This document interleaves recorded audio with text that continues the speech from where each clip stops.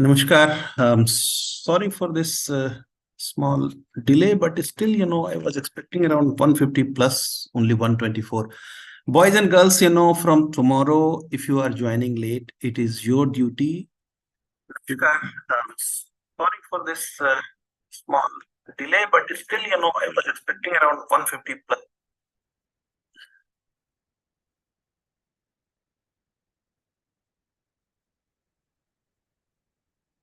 So let's start the day.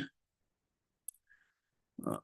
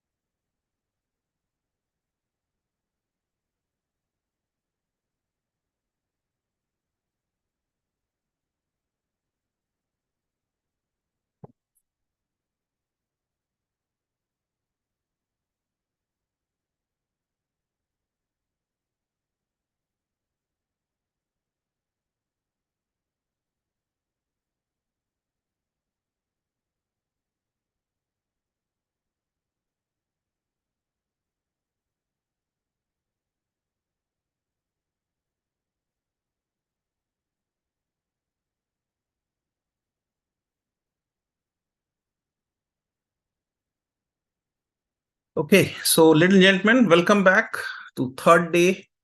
And I think it's an important day because I'm going to cover some aspect of forensics before we jump into the Kali Linux, the basics part of that. Okay.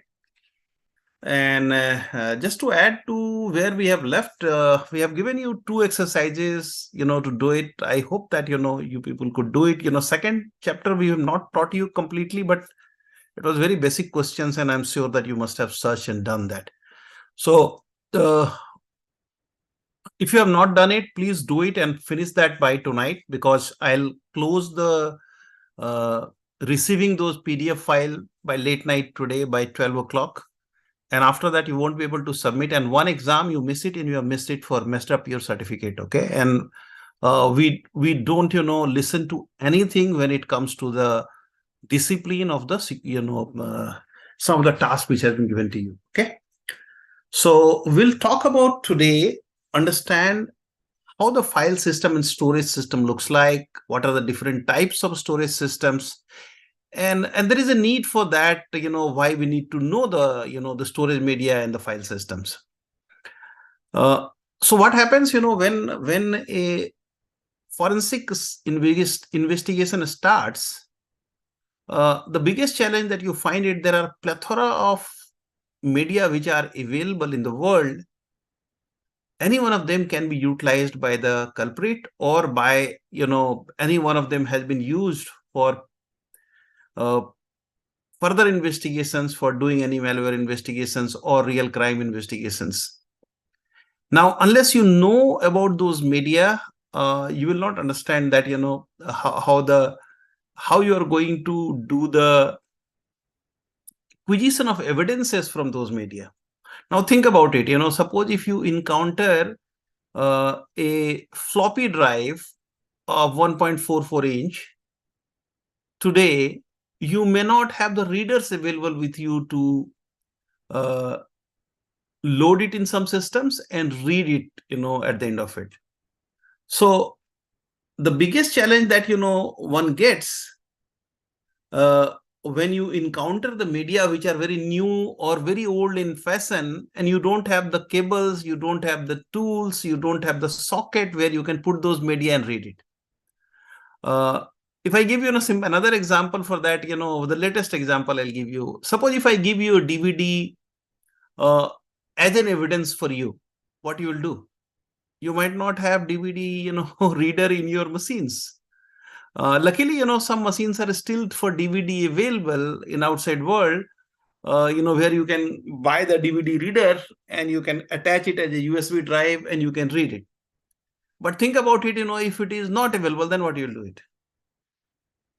And similarly, there are many such medias are there. We must know that what are those medias which are being utilized, and how to connect to those media, how those medias, are formatted, suppose if it is formatted in Mac, it may not be readable in any other systems, or if it is in Linux, it won't be readable in Windows, unless you have got common platforms for such media for formatting. So that is the reason today's day we have chosen exclusively to just browse through the media and revive some of your memories of the past, and maybe some portions will cover of the future, which is hitting the stand with a new set of medias. And for forensic examiner, knowing them, knowing the connectors, knowing the formats, knowing where the data is kept, how the systems get formatted, how the slack information can be taken out of those medias. It's a very pertinent session for forensics investigation. So it has got two dimensions. First, we'll cover it storage media, the various type of media. Then we'll look into some of the important file systems and the challenges which the file systems and media poses for forensic investigators. So let's start the day. Okay. So in digital forensic fields, a lot of research have undergone in the last 20-30 years time to really comprehend how to carry out investigation, what tool need to be there, how the tool can be utilized for carrying out the investigations, and the journey continues.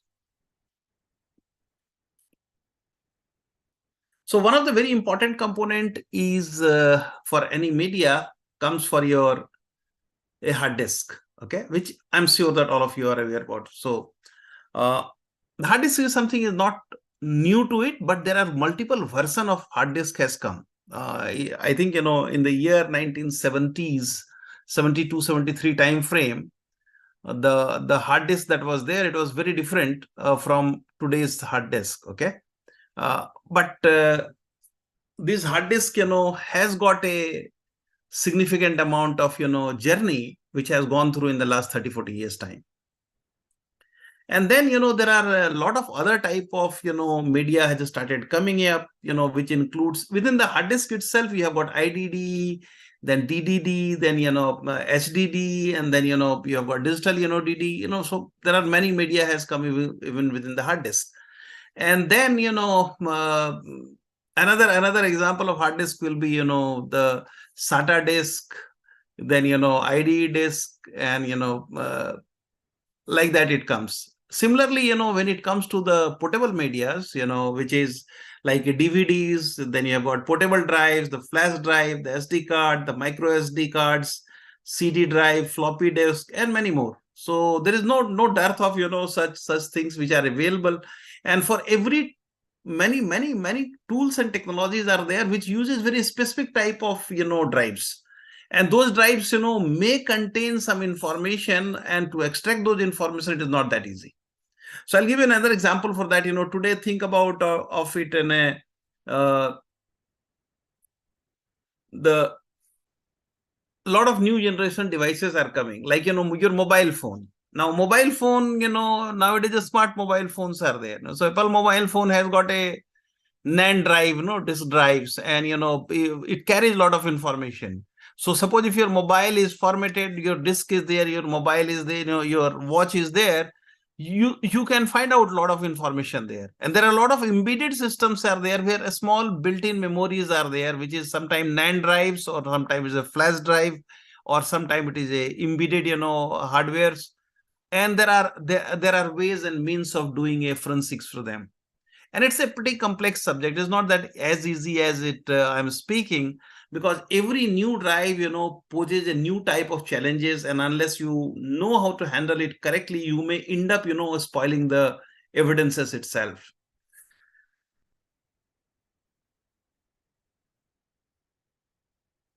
And then we have got the challenges of the cloud storage. Now, cloud storage is something, has got many type of cloud storage, and I'm sure that we have discussed some of them yesterday. We can skip this slide, but as you go by the history of the the drives and the hard disk, IBM and Big Blue, which is known as Big Blue, is an American multinational company. They have been pioneer in many of these, devices.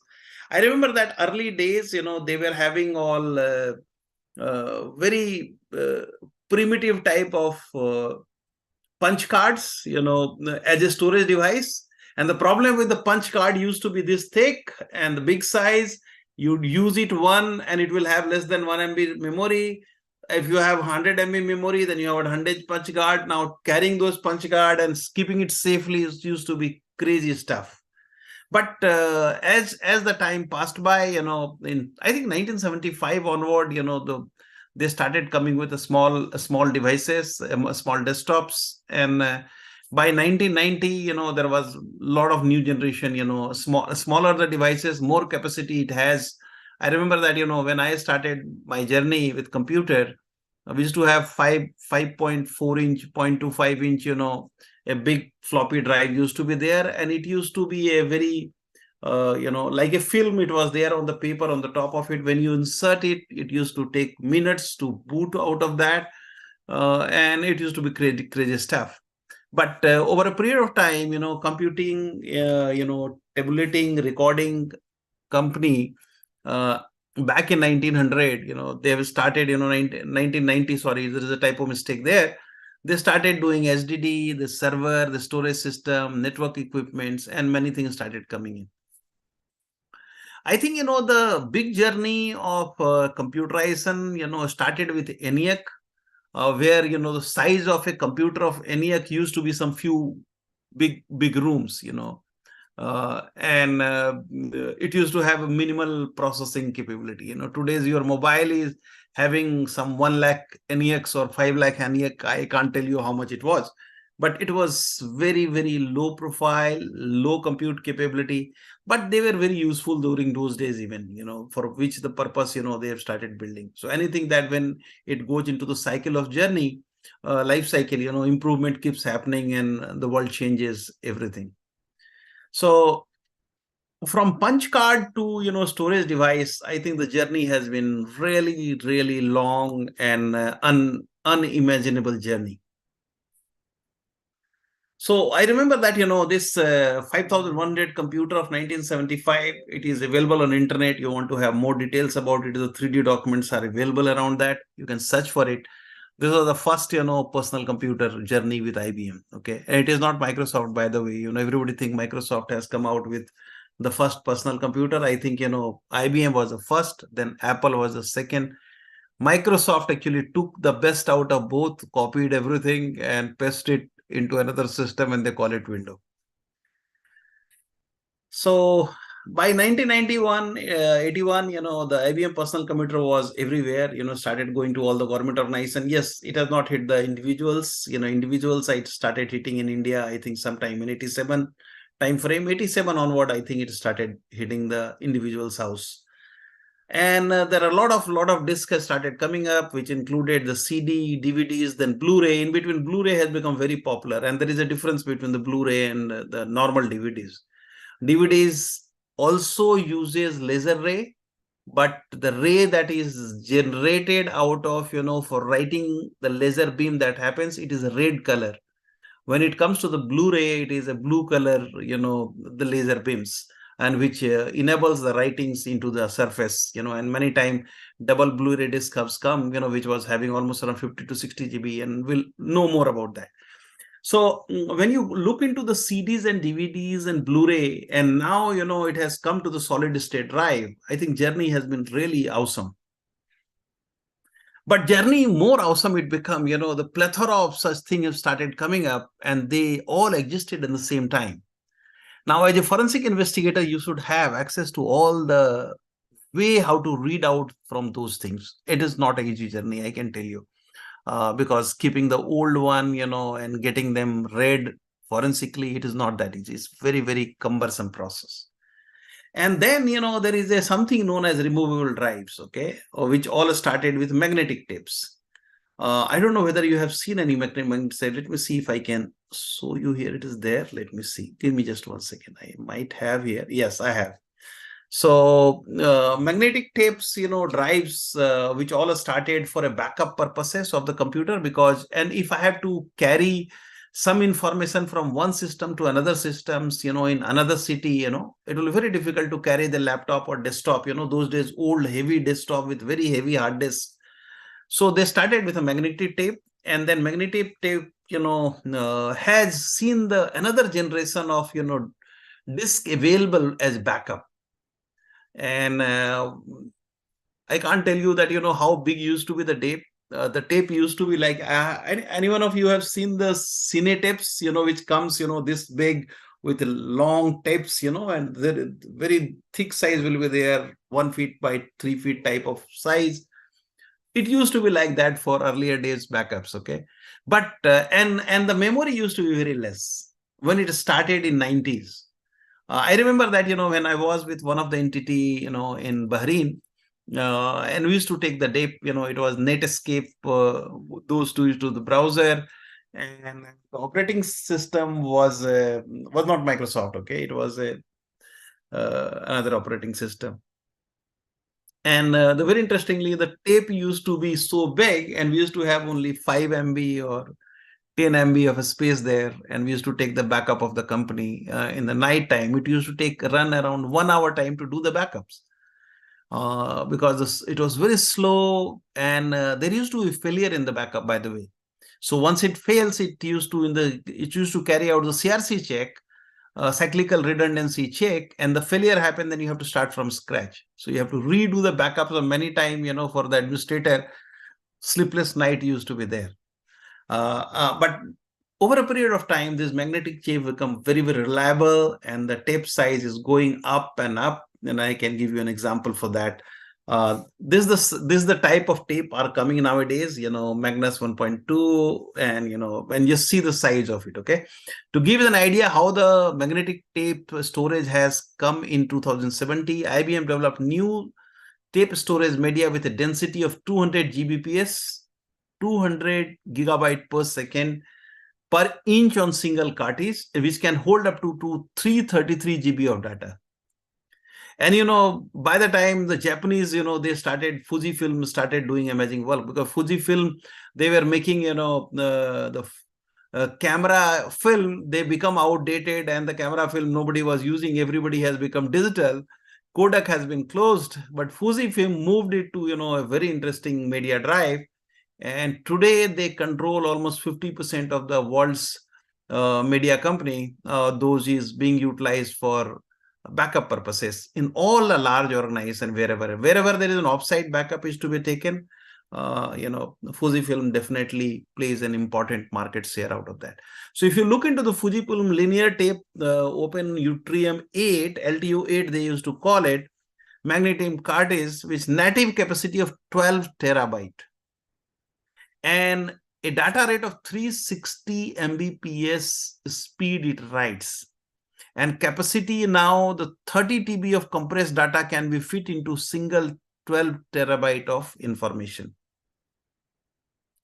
So it's a very small tape nowadays, for backup, but it holds, terabyte of information. 12 terabyte, a daily backup, I think is a big number of backup actually. And these are the floppy disk of the olden days. I don't know how many of you have seen it. People with my age group will definitely see them. As children, those who are young, they might not have seen it even. They might have seen it in the films, the old films if you look into it, but definitely not in today's date. So this is my days, the first one that you are seeing, the black large one, it is my day. It is a 5.25 inch ear inch. It used to be 8 inch, and then 5.25 inch, then 3.5 inch, in like that it continued. I handle, the 5.25 inch one, I don't know why it is showing in India. It came in 1989 and 88 time frame when I used my computer first time. It was 5.25 inch. And then within 2-3 years, we have the smaller one, which you can see it on the blue one, which Sony was making till 2011. And then after that, 2011, it got stopped. And then the journey, in between, in 90s, early part of the 90s, late part of the 90s and early part of 20s, optical storage media started coming in big one. And optical storage media has got, amazing laser based capability. And then there are got infrared lasers and non-infrared lasers also are there. Okay. So, but infrared was pretty popular laser, guns we used to use the storage type, optical storage type, and all the CDs and DVDs, that you are seeing today, they are actually coming from the optical drive, in the laser written systems. Unfortunately, though, optical media is more durable and less vulnerable to environmental conditions than tape, because of storage capability possibly, and reusability capability is less. It has been found that the many other type of systems has really gained the capabilities. Particularly, SDD and SSDs, are definitely, going big gun, and SSD is really picking up very well. CD and DVD has become out of fashion now, actually.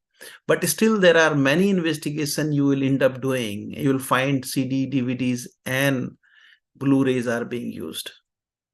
Now, the difference between compact disc, digital versatile disc, and Blu-ray disc, they are the change of generations, actually. Genre change is there.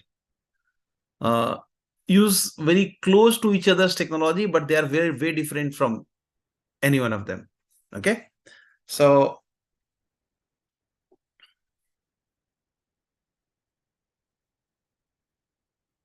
compact disc, has got a diameter of 120 millimeters. And, compact disc, there are a lot of lines you have seen. If you touch your hand on a compact disc, you will find something is up. And you will be able to feel the, groups. So every sector, that you have can carry 512 bytes of information in every sector. There is a very small part of that. And then the entire disk, might carry, somewhere to around 650 to 700 or around 1 GB of, data it used to carry. And the laser, that is infrared laser that is being used is 780 nanometers, which is, which is little older version of it. But CD also lasted for hardly for 3, 4, 5 years time. And then, suddenly, everything has moved away.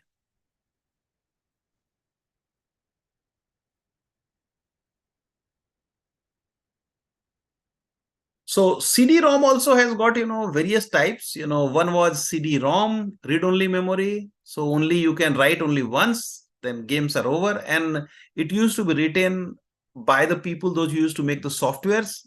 Microsoft used to send the Office into this disk, CD-ROM disk, so that in one time it has been used, it will never be used again. It will contain the same data. You cannot change the data. Longevity of this drive used to be very long. There's no challenge on that. Even in the bad condition, of the weather, it used to be good. You can keep it on the outside in a desk for years together. It will work. Then there was something known as, compact disc recordable. CDR used to come. So recordable disc. So if you have a writer in your machine, CD writer, you can put the CD and then you can write it there. Many people, I think I remember that, I used to take the photograph backup there because that's the only safe place where you can retrieve it very easily. The only challenge is that, don't have CD drives anymore. I have got one external CD drive that I was having, I use that for some time for forensics if I get some, evidences on that actually. But it's a really old technology. Nowadays, it is very difficult to get a compatible, CD reader available with you. Writer though is out of question now. Then you have got CD rewritable drive. So it was a very good technology. The data can be written on the same disk many times.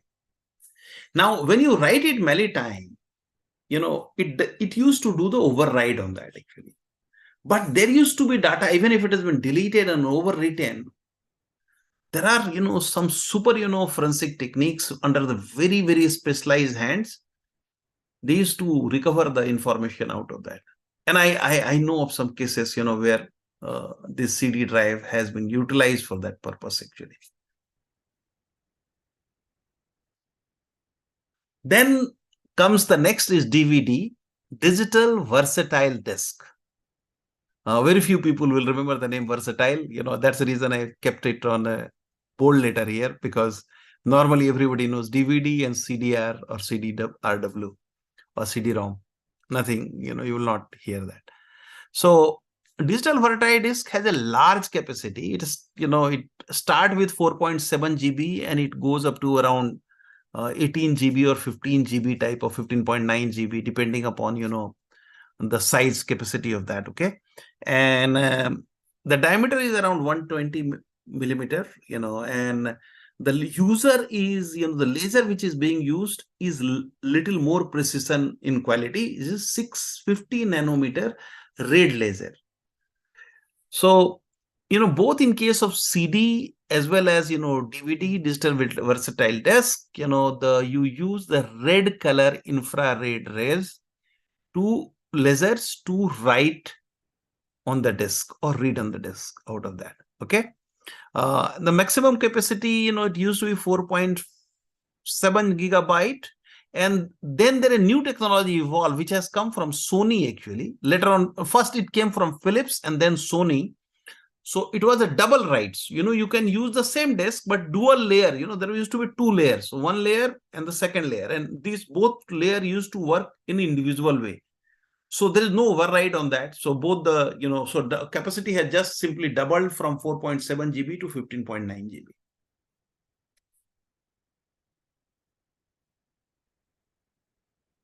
So DVD also had the same things. Earlier used to, Microsoft has started sending the Windows 8 on DVD ROM, read-only memory. And it was like, one time. The way it is CD, it used to be one time, once they will give you, it will remain there. The second one was recordable. So DVD recordable R, and then, the DVD RW, all three capability has come.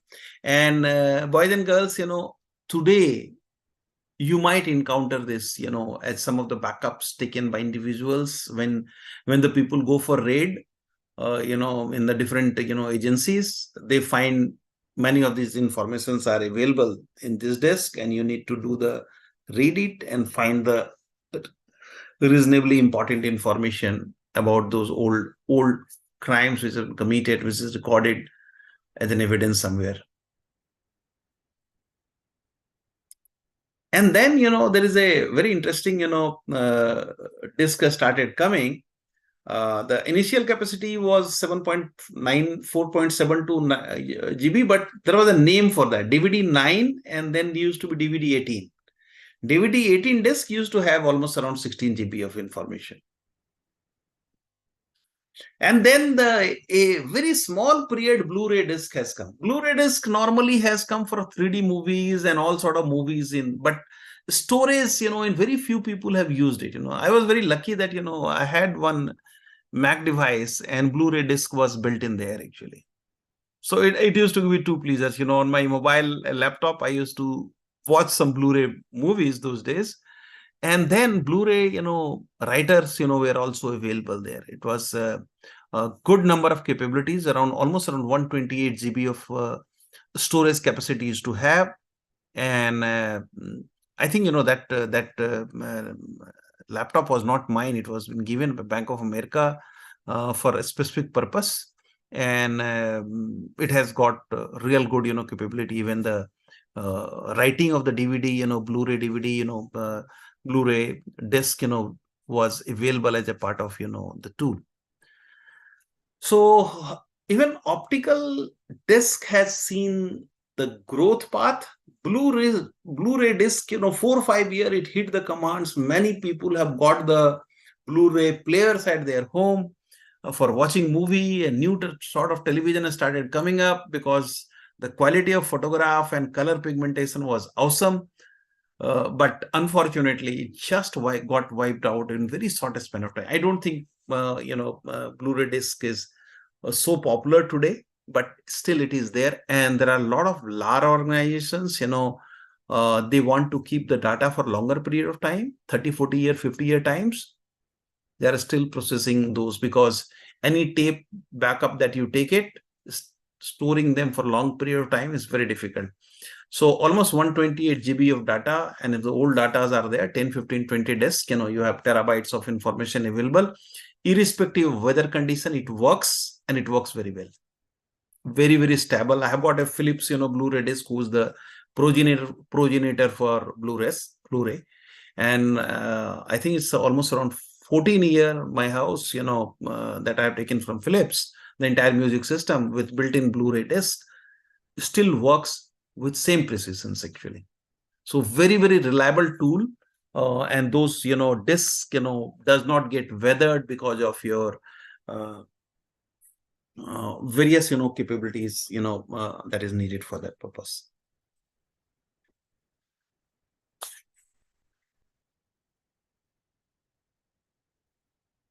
So from Blu-ray disc, normal one which used to come to everybody's house, it used to go up to 50 GB very easily, 27 GB to 50 GB journey.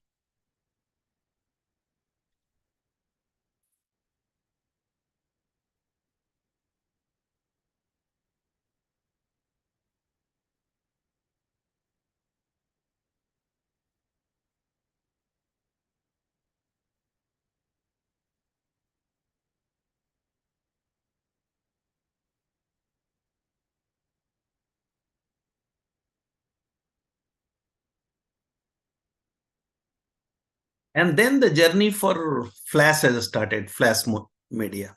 And I think, and many flash memory chips have started coming into the market. Flash storage is something, is a real interesting journey. And it started with, 1 MB. And within few months, it has become 1 MB to 16 MB, then 32 MB, 128 MB, like that. And suddenly I found one day, oh, it is 16 GB, 4 GB, 16 GB. And within 2-3 years time, it is going up to 256 GB, 1 terabyte with high speed read write capability. And there, you won't believe, there are brands, of these products, more than 60 odd brands, and they are having varied level of, memory available. One of the most commonly backup drive of individuals at homes, they are all flash drives. So flash memory is so named because the data is written to and erased from using electrical charges. So it's a very interesting technology. It is not like laser. It uses electrical charges for storing the data, and it remains there for longer period of time. So it does not get wiped out. It has got weathering effects, but it is not as stable as Blu-ray or CD, but it still is very, very stable. It remains there for longer period of time. In the enterprise, flash storage refers to the use of solid state drives, SSD drives. Now, most of the laptops, boys and girls, that you are having today, it will not be HDD. It will be absolutely SSD. Because SSD is cheaper. Read-write functions are exceptionally high, so the machine becomes very fast. And they take the advantage of that. And new generation machines that you are getting is actually SSD drive. But SSD drive comes with a lot of challenges. Even though it is a non-volatile memory, many times it remains volatile actually. It just crashes just like that actually. And it's very difficult to recover the data. Of course, forensically, you can recover the data on the broken SSD drives, but it's a very cumbersome process. Yeah, it is a little more expensive than the normal hard disk, but flash storage enables radically faster data processing operations, particularly with external drives, with the USB 3 speeds. You are actually doing the read write at gigabyte speeds, and it provides you a significantly fast disk storage space.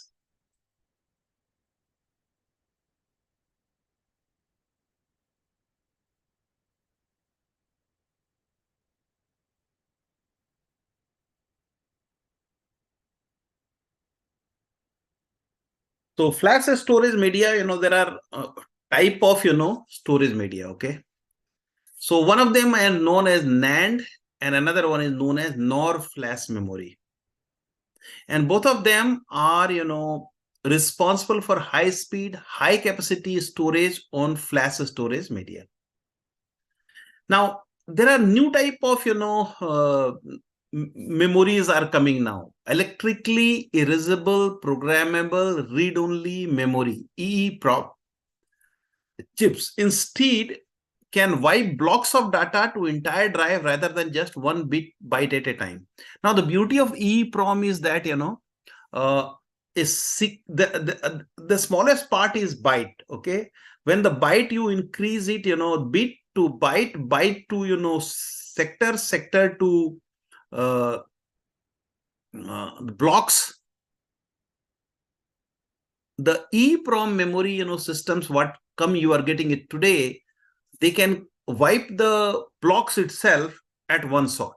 So even reusability of those devices becomes much easier. Otherwise, if you remember that, in the earlier days, we used to do the formatting of USB device and used to wait for some time to get, with faster things are changing very fast. But when I used in 2008, the first time USB device, I remember that, for doing a 1 GB formatting, it took almost 38 minute time. So things with EEPROM, capabilities, things have become a lot faster. And this type of, the flash storage device are actually non-volatile. It is not volatile memory that it will wash off, which happens in the ROM or read-only memory, or RAM, random access memory. But it is non-volatile memory, but sometimes it gives you sicky behavior at times. Okay. The good part of it is that even if there is no power available in your computer and the systems, the memory remains there for longer period of time. So that's the beauty of flash memory, because while it is electrically charged, system through which you write, even if there is no power there, once written, it remains there for longer period of time. Which means, evidence you found it there, finding it, the evidences out of that is for longer period of time, you can still find the evidences if it is available. Okay.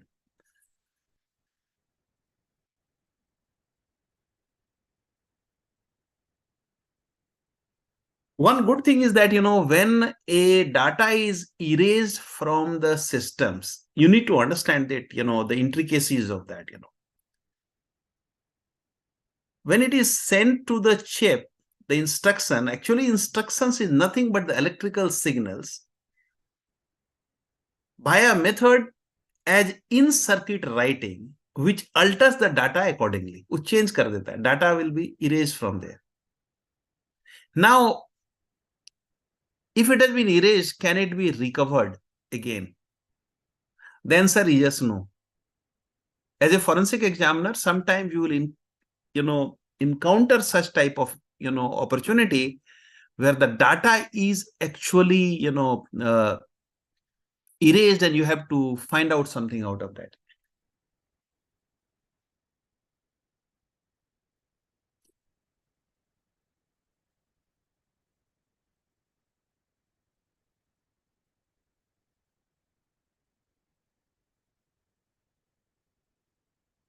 So lifespan of these, devices are definitely not as small, but it is not great actually. If you compare it to the Blu-ray or DVD, it is not that great, but it is still, tolerable limits. It goes for longer period of time. Now, USB flash drives, is very common. I'm sure that this must be giving a soothing information to your eyes, because you are seeing something that you see every day. Is that right? So within the USB also, the various version has come. Okay. And why it is important to know about the version is that every version changes, your readability changes, the File segments, file that is lying there, their way it is organized is different. How to, get those file out of that approach will be different. Think about it, the challenge that you are going to face as a forensic examiner, that every new thing that comes, a new file system comes, a new device comes, new version comes, the advancement lead to, a lot of complications for doing the evidence acquisitions at the time of needed. So it is quite common to see almost any device or peripheral connected to a computer via USB device, including the mice, the keyboard, the flash drive, the printers, the scanner, cameras, mobile, and so many devices as everyday's other devices. There are multiple versions of USB, So now suppose if your machine is not backward compatible to read 1.0 and 1.1, USB device, possibly, you will connect USB device and it will give you error and you will not be able to use that. So when it all started, USB 1.0 and 1.1, the data transfer speed was 12 Mbps. Megabyte per second, only 12 Mbps. Think about it, USB 4. I'm sure that very few people are using USB 4. USB 4, I'm using it, for, a device, which is my camera actually, which is very high speed and, it get connected to USB 4 devices for data transfer, seamless data transfer. But in your house, you will, at best, you will be finding 3.0 and 3.1. 3.2 also, it is not very common in, I don't know why, but, even if you buy a laptop today, you might end up, getting 3.0 version of USB in your slots. And there will be only one slot for 3, others will be for older versions.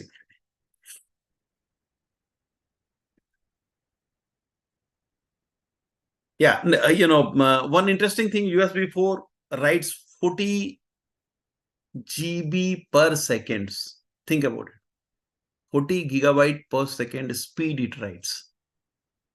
So your internet is 1 Gbps is the best you get at your home with broadband. It's fast, but 40 Gbps must be 40 times faster than that. Data transfer from one device to another device happen with 40 Gbps per second, GB per second.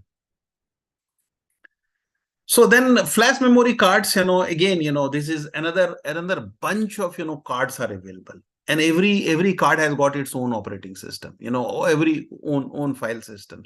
If you are having a Canon, and an SD card there, and you have got many high extreme speed cards, it may or it may not work in your Nikon and Canon together. Okay, if you have a Nikon one, it may not work in Canon. You need to format with that, systems to make it work, because file systems are very different from each other or one another. So like flash drives, memory drives, the flash memory cards are USB flash drives. Let's say it's a good one. You'll find there are a lot of names to it. The flash memory card types, you will have memory sticks, the Pro Duo. There is, I don't know whether you have read it, Pro Duo, which is MSPD or proprietary card developed by Sony. Then there is another one from Secure Digital SD. Then you have got Secure Digital High Capacity SDSC card. SDSC is a very, very resilient card, and it is used for many times for cameras, various type of camera, old days cameras. Then you have got Secure Digital Extended Capacity. It is 32 GB and above. Okay. Then you have got multimedia card. Then you have got XD Picture. XD Picture is a real large one. I have got around 128 GB one and 256 GB for my Canon, new generation Canon camera, DSLR camera, and there are a lot of media devices are like that. So every such devices, ladies and gentlemen, when you encounter it for a forensics, you need to have a device which can take it into slot and read it.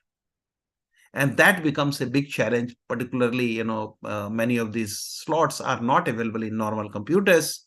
So you end up buying a specialized forensic computers for that purpose, which provides you many such slots available at a time. and they charge you 4 times more than, the cost of a computer, and 4 to 5 times or maybe 10 times. I don't know the right rate for that. I remember that, I took one set of four, forensics machines when I was in Bank of America. The cost was something those days around 4 lakh rupees, 3 lakh rupees, one machines. So I'm talking about, 2008, 2014 time period.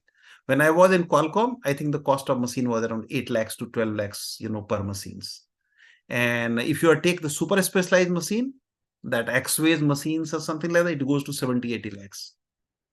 So, but those machines has got these slots by default available. So many time, you require specific tools, the slots, specific, operating systems, and to read those file system exclusively designed for that.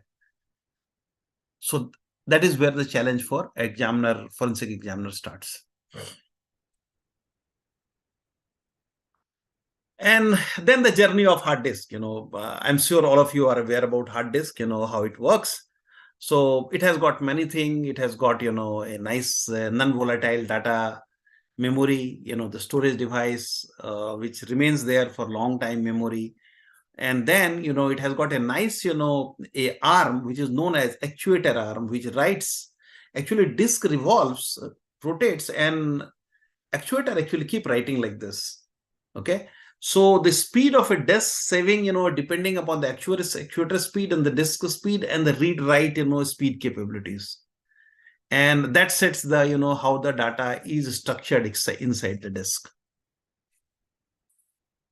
In the disk SDDs, there was a journey of IDE disk, which is known as integrated drive electronics. Is a very interesting standard which has been created to connecting it to motherboard storage devices such as hard drives and CD-ROMs drives. And IDE become very, very popular. I can tell you there was a period of 1998 to 2008 time period. IDE disk was everything available in every machine that was coming. And then, the IDE moved to EID in 1994. But, I see that, 1994 also it was till 2004 I have used IDE disk. EIDE disk, which is again extended memory, enhanced integrated, components, which was having better memory and the speed was a little faster. It hit the computers of individuals' homes, only in 2004 to 2008 time period, although it has been created in 1994. Then there was, another disk, which has come is SATA, or earlier it was PATA, actually, PATA disk, then it was become SATA disk, okay? So SATA is, serial advanced technology, attachment. And the beauty of serial, advanced technology attachment is that, the speed, the serial transmission instead of slow parallel transmissions. It used to go in a serial mode, tuck, tuck, tuck, tuck, tuck, right? Not that parallel communication, so it will come back right, not like that. It is used to really very fast. And suddenly the SATA drive becomes very popular. And SATA drive, cables are much thinner than PATA cables. PATA thinner used to be 3-color cables used to be there. And, they used to have the 7 watts. All of them used to be very big, thick. But, when it comes to SATA, it was all of them stick together in one wire like this. It used to be like, 2-inch to 1-inch, size. And then used to be small, thin wire used to be there. So with that, efficiency has come to the fore. More smaller it is becoming, more powerful it became, and the storage capacity also has gone up from 1 MB to terabyte. So if you look into the SATA disk, it used to be with various speed capability, 150 megabyte per second to 600 megabyte per second. And you can see the the actuator handle that I was talking about, that you can see in the this place. This is the actuator handle, and this is the disk which keep rotating for writing the data. And it used to be sealed, it used to be available like this. And then the right hand slide, the photo is actually hybrid drive.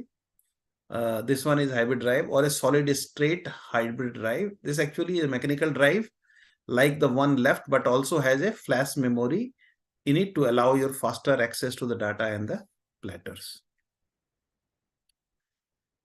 And then the journey in 2012, suddenly, SATA and PATA has gone off, then SATA has gone off, and then, SSD started coming up. And Samsung played a significantly important, 32 GB SSD with PATA interface, but the disk was SSD, and it was 32 GB SSD. And sometime it used to come along with the SATA interface. So wire will be PATA or SATA, but disk will be instead of a old generation disk, it was SSD disk.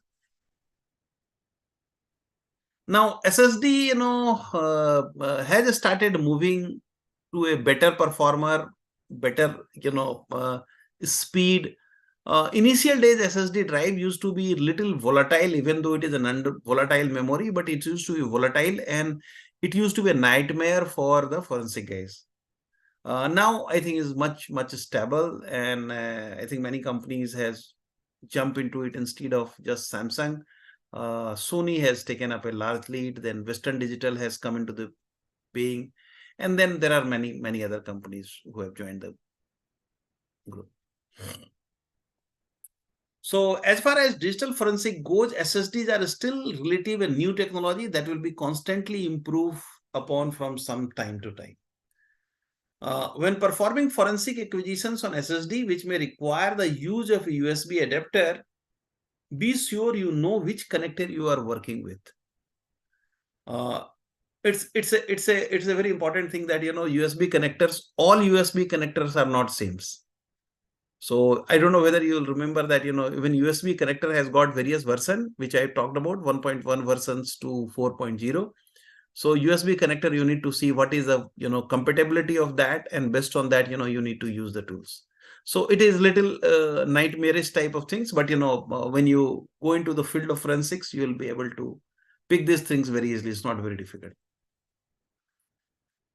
And then on top of this disk, you have got file systems and operating systems. So, and that sets another set of challenges for forensic examiners. And any and every type of a storage media, whatever comes, need to be formatted with a particular file systems. Now Linux has got its own file systems, Windows has got its own file systems, Mac has got its own file systems. So how to make a compatible one? And then there are file systems which are agnostic of the Windows, Mac, and other things, which works in all three of them. But you need to format with the right options for that, and your file system should your operating system should support that sort of program. Then only you can make it system agnostic file systems. So what is the role of the file system? The file system chosen will be determined. The operating system can be installed on the medium along with the file and partition size. Then second is the file system ensure the data is organized in such a way that it can be easily recognized or indexed. It's very important, because if the data is not organized properly, if it is written in the haphazard way, it has not been indexed correctly, then read-write operation slows down significantly. So to install any operating system on a hard drive or a removable storage media, the device must first be formatted and prepared for that particular operating system by choosing the appropriate file systems. So when you encounter a disk lying on a table, you don't know which particular disk it is, because the file system is not visible to the open eyes. And for forensic examiners, your journey begins from there. So which particular cable I need to put it there? So many times, these devices, I don't know whether, let me show you here. Just have a look of that. There are a lot of numbers written here, okay? When you open it, then you will see, okay? Sometimes this white paper that you are finding on the top of it is not available on the disk. If the SATA 2.5 inch solid state drive, everything is written perfectly all right. If there is a barcode, you can find the barcode reader and you can read it. But if this page is not there, then it's very difficult to say which particular disk it is and which particular USB it will support. So we need to, by seeing it, over a period of time, you learn that, okay, this has to be only SATA 2.5, nothing else. But that gut feel, it takes time to learn. So whether it is a Windows, Mac OS, Android, Kali Linux, or any other Linux, and so on,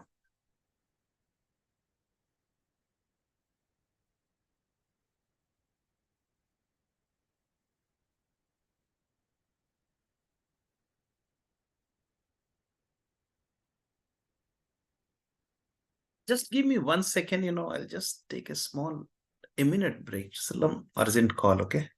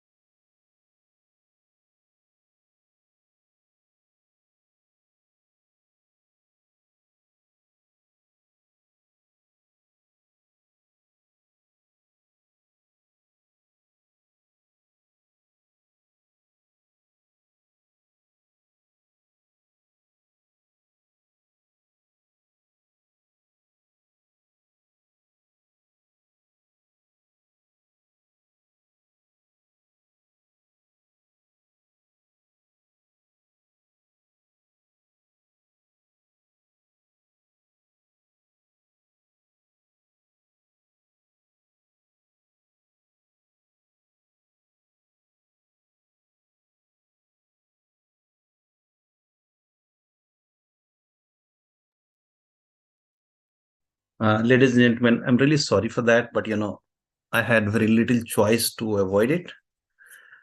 Uh, so, so the file system is definitely an important systems to move forward.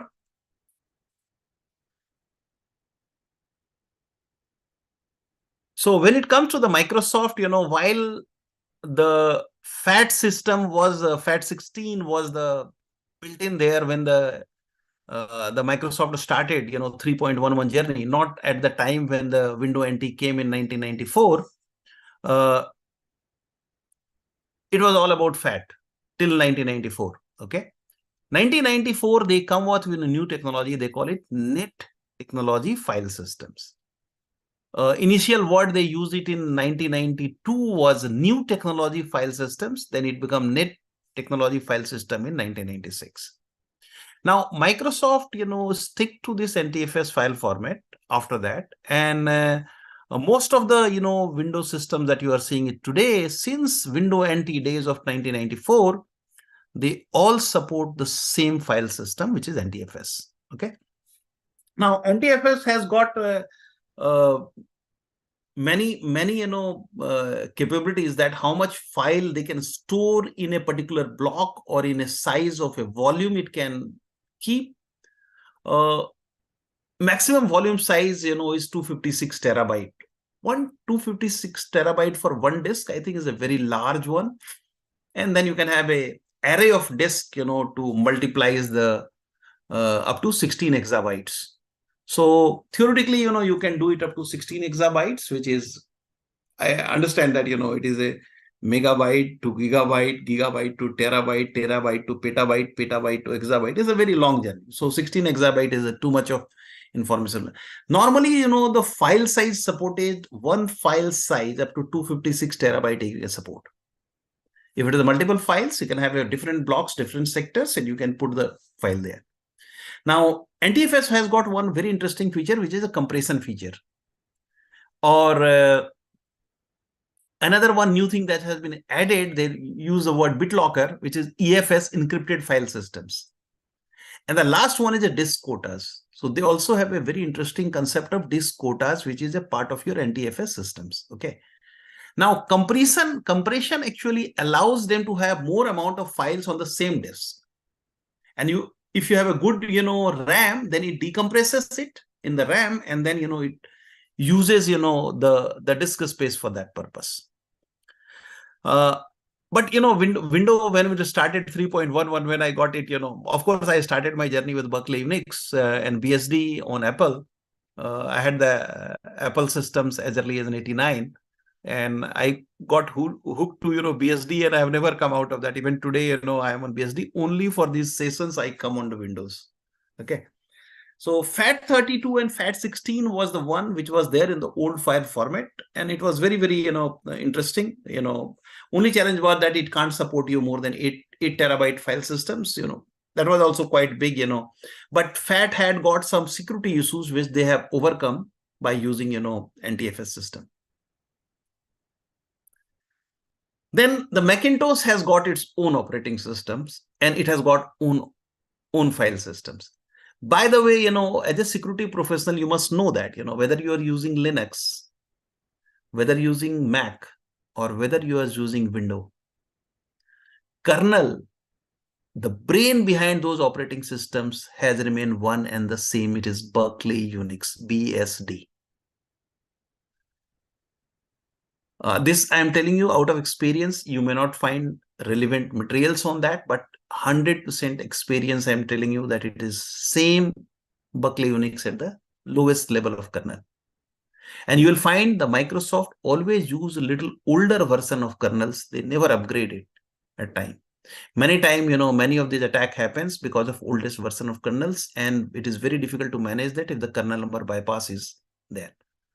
So the Macintosh, uses a hierarchical file system, HFS, and the newer one has got, HFS1, or now after 2017 onward, particularly when the Sierra operating system came into the being, there is something known as Apple File System or APFS system, which replaced HFS optimized especially for SSDs, because SSD was most sought after in 2017 time frame, and Apple moved the cursors and then found that anything above the iOS 10.3, which is Sierra, you will find the APFS as a file systems. Now, APFS file system is no different from EFT4, but there are some differences between the two. As a forensic examiner, you need to know the differences between the two, because then your journey for retrieving and acquiring those information out of the disk will be a lot easier. Linux, okay, so the maximum supported disk size can be 8 exabyte for one file, okay? So unlimited, 2 terabyte is the volume size. Then you have got 8 GB exabyte of file size, which is pretty big. You can write it as many as possible, and you can have it ARF disk to support that.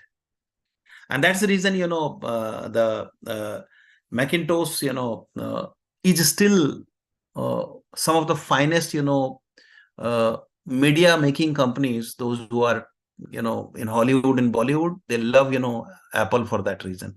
High speed disk, better quality of performance, the memory, they use it, and the visibility of the screens are awesome. Actually, in comparison to Windows, they are far superior in performance for media companies, and that's the reason it's a preferable choice to have, Macintosh, the highest version of Macintosh. You will find it in all the Hollywood companies or Bollywood companies, those who make the video editings and other things. Then comes to the last portion is the file system is ext4, which is the fourth extended file system. And there are several file systems available for Linux.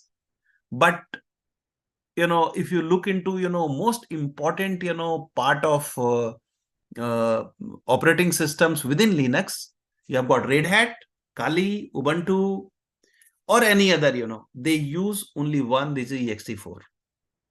And ext4 provides you 16 terabyte, file size, which is pretty good. And if it support array of disks, so, you can have files and multiple, volume of disk to support it. If you go into the, the data centers, whether it is a cloud centers or a big data centers, Unix is still capturing 60% of the world market. 60% of world market is still with Unix, whether it is in the form of Linux, it is form of Red Hat, whether it is case of Ubuntu, and there are various versions of, Linux, there are various flavor of Linux available. Okay.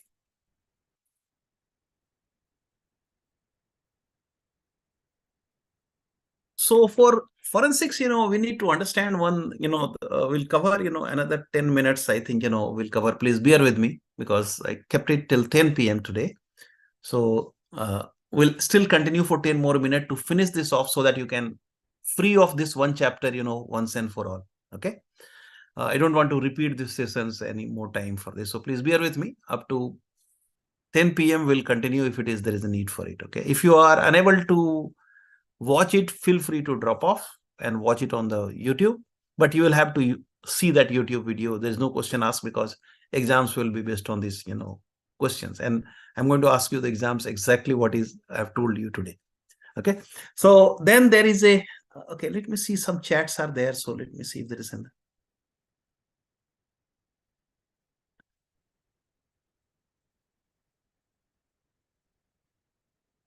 Today there won't be any exams, so just be happy about it. We'll skip it. We have given you the task. You need to finish that off by, I'm sure you must have finished today.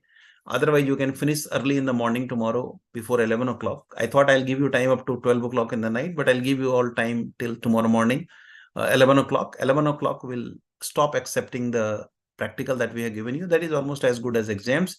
And then we'll have a formal exam sometime tomorrow or day after. Okay.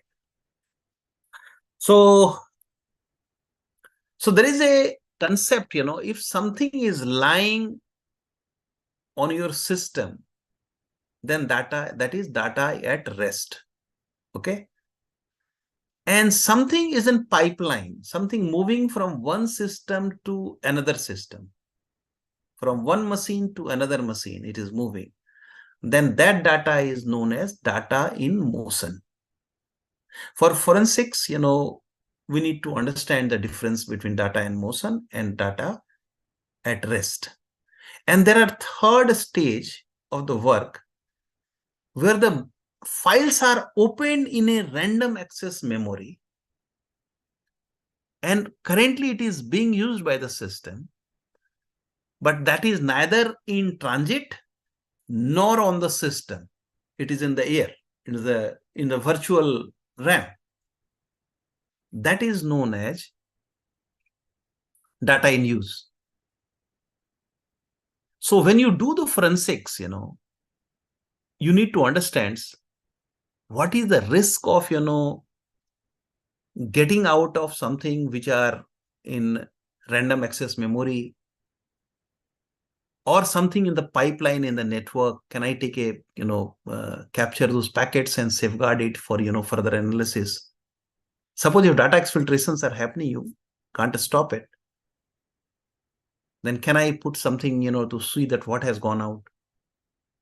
Then the second stage is that, some files are there which are not on random access memory, but something known as page file.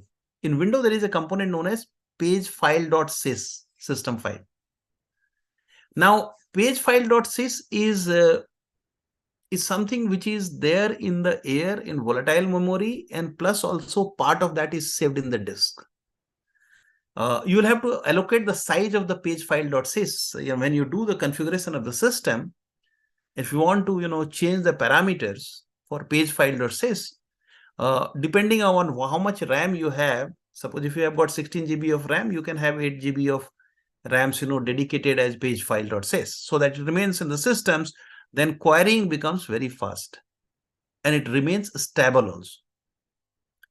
But for a forensic examiner, these three stages of informations are of immense gathering. If the machine is open and you have to take the attack related information, don't shut down the system before taking a nice RAM backup, RAM extractions, and page file.sys instructions, and without touching the file and tempering the file as a part of evidence gathering. And it's a very, very interesting art. One must learn. And as we go into, deeper into the forensics part of it, I'll have an expert who will come and speak on it. I've told you earlier also, I'm not an expert of forensics. I know forensics. I have done my forensic course, as early as in 1995.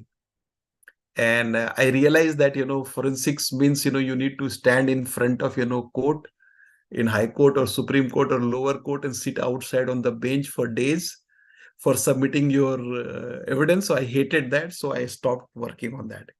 But I kept working on memory forensics, particularly for finding the malware in it. And then, I continued the journey of that sort of forensics. I avoided my, legal enforcement authorities forensics in my life. Okay. So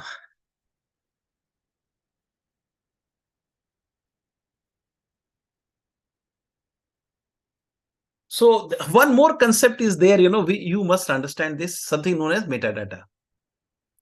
Metadata is data about the data itself. So suppose when you are having a window file, okay? Now, window file, who has created that, what operating system has been used for that, what time it has been created, what was the name of the person who created.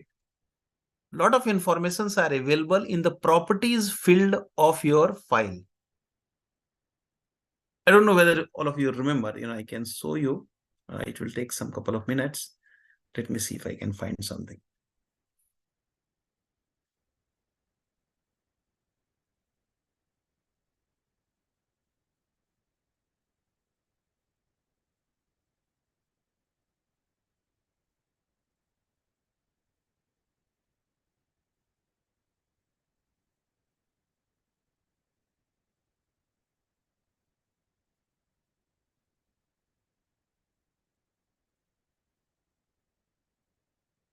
So, if you look into this file, something is written there, but who has written it?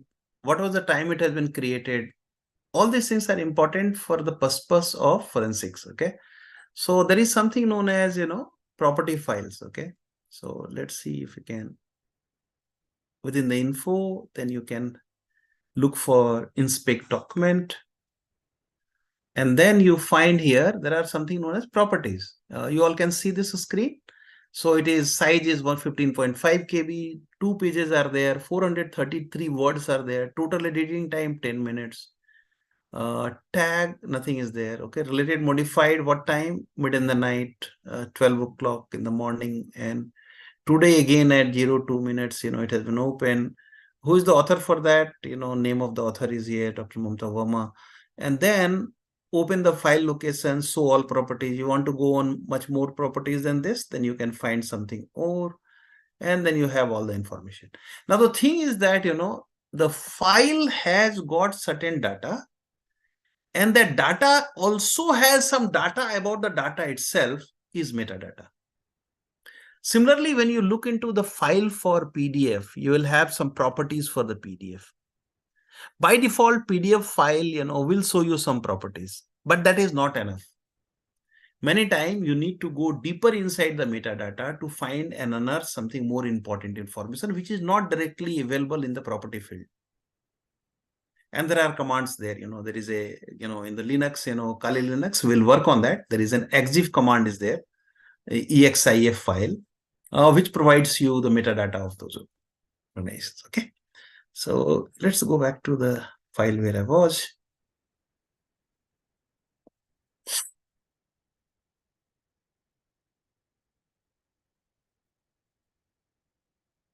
So I'm sure that, you all understand now, what is metadata. Okay.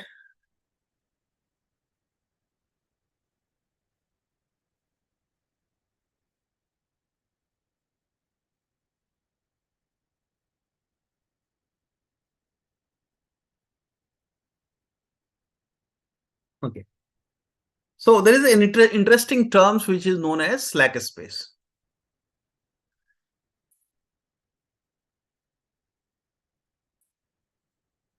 So whenever there is a disk, disk will have many things in the entire disk. In that round disk, there will be many spaces are there. Out of that space, there is the smallest amount of disk space is known as cluster, which is allocation unit for storage media that store the data. Every cluster will store some data, and there will be multiple clusters, which will hold all the data in its space. Okay. When we formatting the drives, we need to define the size of allocation unit. What should be the size of allocation units? Now, many times it takes, by default 4 KB size.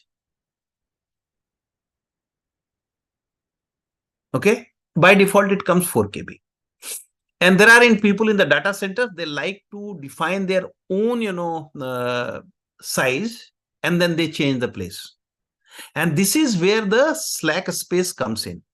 So slack space is also known as file slack, is the empty and unused space within the cluster that contains data but are not completely filled with the data. Now, what happens that, when a file is being written, it will be written to a space which is known as cluster. Okay. In that cluster, there will be some other space available. It has not been written by the file because the file size was not of that size. Okay. So there will be some space available there. That space is known as slack space. And there is use for that in the forensics, and we'll discuss more on that. Okay. So when a drive is forwarded for NTFS, by default, it has got 4 KB is the size. Now, let's say that you have saved a text file to your disk with a file size of 3 KB. Then 1 KB is left. That 1 KB is your slack space for that particular cluster.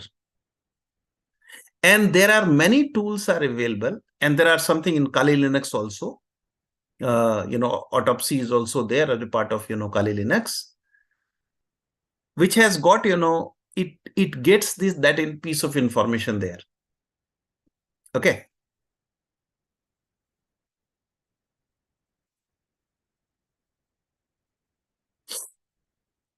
Now, there is something known as, volatility of data.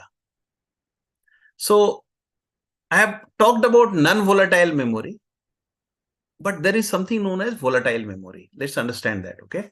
Non-volatile memory is all your media disks that we have seen it so far, okay? But there is something, which are volatile memory, which is not permanent in nature, which can go off when the power is off. So although SSD have made and continue to make drastic information improvements in data access time, RAM thus far remains the faster type of memory, typically referred to only as memory or inside the devices. Now, the thing is that, whatever speed, disk will write, disk, and the speed which it is moving, it cannot be faster than RAM. So RAM still has got capability to do the faster processing. So when a new applications are created, they uses the RAM to enhance the speed of that particular processing, so that user interface at the user side of it, they get the faster processing of information. So RAM, even though SDD has really done the lot of improvement, but still it is not matching the speed of a RAM. And the RAM is a completely volatile memory. Anything is there, it will go off after some time. It will be overwritten. Now, suppose the RAM is 8 GB. Now you kept opening the file. It is something known as first come, first out type, or last come, first out type, conditions, LIFO and FIFO conditions. So when you are having a lot of, 8 GB data already charged in the memory, old memory will push off and the new memory will start doing. So the challenges for the volatile data is that when you are doing the, monitoring and you are doing the trying to do the acquire the memory is in the thin air, is a virtual memory. So it will go off. So if somebody has shut down a machine, everything has gone off. So we need to be very careful about it, how to deal with volatile memory. Now let's understand what are the different type of volatile memory. Okay, so there are two type of RAMs which are used in common. One is SRAM and one is DRAM. DRAM is a little cheaper because of its inherent, cheaper capabilities. DRAM is where 99% machines are being used. SRAM or static RAM, is definitely superior to DRAM, but 10 times more costlier because of the material that is used is very costly and it takes time to build the capabilities.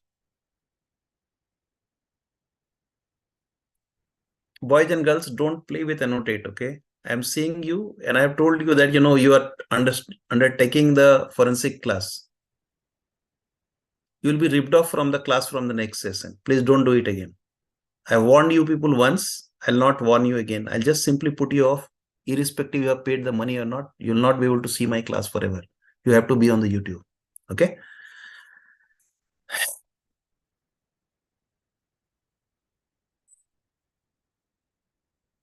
You are playing around with, investigator. Okay. Don't do that. Everything that I do, I've got a screen recordings on every time. SRAM is also physically much larger than RAM. The size of the SRAM is little bigger actually. So handling it, it does not come by default, in everything. But in a lot of new generation servers are coming where SRAM is very common. Because the server, people can afford to have much speed, much stability, much faster. So one more difference is there between the DRAM and SRAM. Okay. DRAM use capacitors. It's old systems which store electrically charged temporarily as a part of the refresh circuits. So when the electrical discharge happens, the system goes off actually.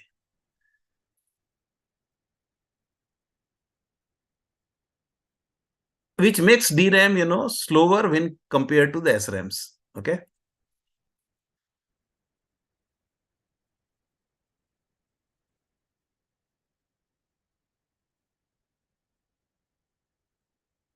It uses, transistors, instead of capacitor, which do not have wait states. Okay. Which reason it is very fast. So SRAM is faster than DRAM only because of its inherent technology that is using. The last part of this is the paging file, which I have already told about. It's very important for digital, forensics, because many times the page files gives you the things, what are the processes were open, what are the PID was being used, which particular processes has been initiated by the machine and the man, and that becomes a very important file for malware investigations. And any investigation, I can tell you, any investigation it gives you a lot of direct access to information, that who was behind it, whether a machine was behind it, the malware was behind it. If the malware was there, what was the PID which was being utilized, what is the page file, will carry a lot of information actually.